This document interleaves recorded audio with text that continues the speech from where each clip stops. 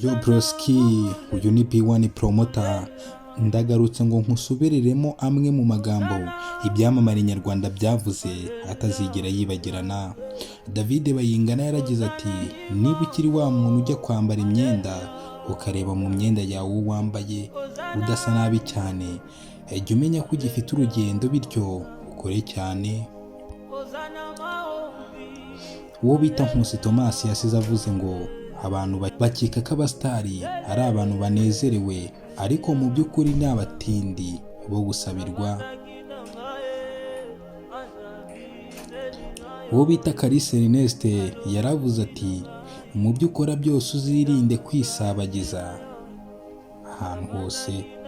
Uyu ni B1 promoter, kora subscribe tujye tubana gatanu ku kandi.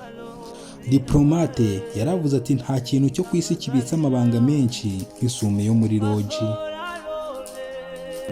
Uwo bita Gakumba Patrick aka Super Manager yaravuze ati, Imana ntabwo iguha icyo ushaka, ahubwo Imana iguha icyo ukwiriye.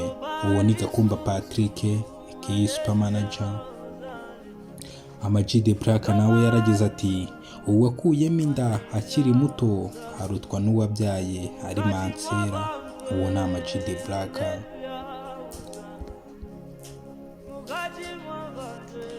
Pastor Ezra Mpyisi yaravuze ati, birangora kwiyumvisha uburyo abakobwa b'ubu bazi kunywa inzoga nka ba se, ariko bakaba batazi guteka nka ba nyina. Uwo ni Ezra Mpyisi. Bita Bulldog yaravuze ati, inda yabyaye umubikira yabyara n'ikihebe.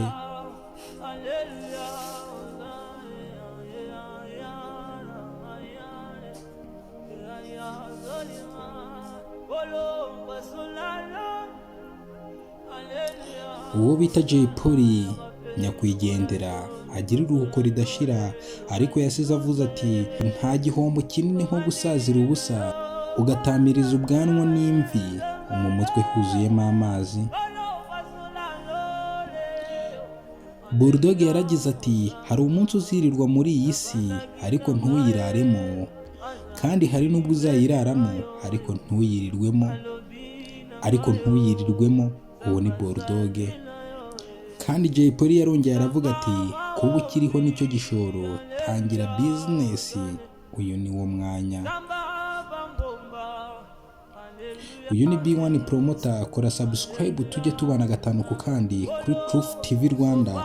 Aya ni amwe mu magambo ibyamamare byavuze.